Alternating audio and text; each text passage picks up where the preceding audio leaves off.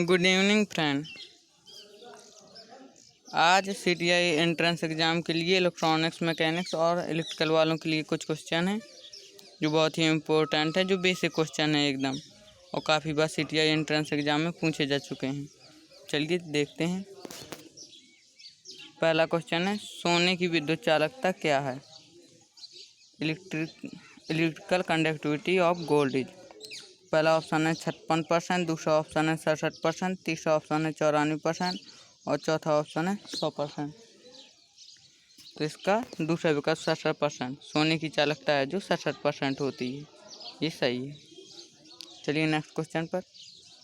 What is stationary electric charge? स्थिर विद्युत प्रवाह क्या है? तो इसका पहला ऑप्शन है स्टैटिक चार्ज, दूसरा है काइनेटिक चार्ज, तीसरा है केमिकल चार्ज और चौथा है इलेक्ट्रिकल चार्ज। तो इसका जो स्थिर विद्युत प्रवाह है वो है स्टैटिक चार्ज, पहला ऑप्शन सही है। चलिए नेक्स्ट क्वेश्चन पर। अगला क्वेश्चन है, विद्युत आवेश की इकाई क्या है? What is the unit of electric charge? तो ये बहुत ही सरल सा क्वेश्चन है, ये सबको ही पता होगा कि आवेश का जो मात्रक होता है वो क्या होता है, कूलाम। चलिए अगले क्वेश्चन पर।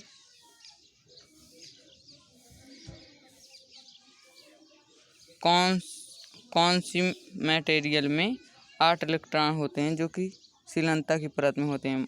इसमें ये पूछ रहा है क्वेश्चन कि ऐसा कौन सा मटेरियल है जिसमें वैलेंसी के लिए 8 इलेक्ट्रॉन होते हैं, 8 वैलेंसी इलेक्ट्रॉन होते हैं। तो पहला ऑप्शन है इंसुलेटर, दूसरा है कंडक्टर, तीसरा ऑप्शन है सेमीकंडक्टर और चौथा इंट्रिंसिक सेमीकंडक्टर।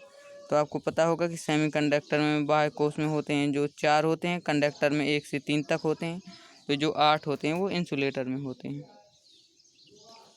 अगला क्वेश्चन है, विद्युत इंसुलेटर के रूप में किस मटेरियल का यूज किया जाता है? तो जर्मेनियम, गैलियम और एल्युमिनियम इनका यूज सेमीकंडक्टर के रूप में करते हैं हम, जब इसमें डोपिंग कर दी जाती है। और ये है पोर्सिलेन, ये पोर्सिलेन का यूज करते हैं जो इंसुलेटर के रूप में। अगला क्वेश्चन है, कौन सा विद्युत पैरामीटर इलेक्ट्रॉनों के प्रवाह का विरोध करता है? तो पहला ऑप्शन है पावर, दूसरा है वोल्टेज, तीसरा है करंट और चौथा है रेजिस्टेंस। तो इसका चौथा ऑप्शन सही है, रेजिस्टेंस, जो इलेक्ट्रॉन के प्रवाह का विरोध करता है, यानी करंट का विरोध करता है। अगले क्वेश्चन को देखते हैं। सिंगल स्ट्रैंडर वायर को कहा जाता है? ये प्रैक्टिकली जब आप देखेंगे वायर को तब पता चलेगा, उसमें ये सब चीज़ें बताई जाती हैं और ये सीटीआई एंट्रेंस एग्ज़ाम में काफ़ी बार पूछा जा चुका है। तो पहला ऑप्शन है फ्लेक्सिबल वायर, दूसरा है ट्विस्टेड वायर, तीसरा है हुकअप वायर और चौथा है मल्टी स्ट्रैंड वायर। तो इसका जो तीसरा ऑप्शन है हुकअप वायर, जो सिंगल स्ट्रैंड वायर कहा जाता है वो है हुकअप वायर। अगला क्वेश्चन है, विद्युत कंडक्टर के ऊपर प्रदान किए गए कवर का उद्देश्य क्या है? जो आपका विद्युत कंडक्टर होता है उसके ऊपर एक कवर प्रदान किया जाता है, उसका क्या पर्पज है?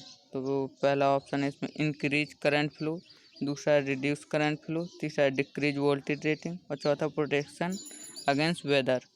तो आपको पता होगा कि जो इसमें इंसुलेटर में कवर दिया जाता है वो इंसुलेटर मटेरियल का होता है, तो इंसुलेटर से ये कुछ नहीं होता है, करंट फ्लो इंक्रीज नहीं होगी, करंट फ्लो कम भी नहीं होगी और वोल्टेज लेवल में भी कोई अंतर नहीं पड़ेगा। तो इसका जो चौथा ऑप्शन है प्रोटेक्शन अगेंस्ट वेदर, यही सही है। जो कवर लगा होता है वो वेदर से रक्षा करता है कि नमी न पहुंचने पाए। अगला क्वेश्चन है, मध्यवर्ती आवृत्ति ट्रांसफार्मर में कौन से कोर का उपयोग किया जाता है? जो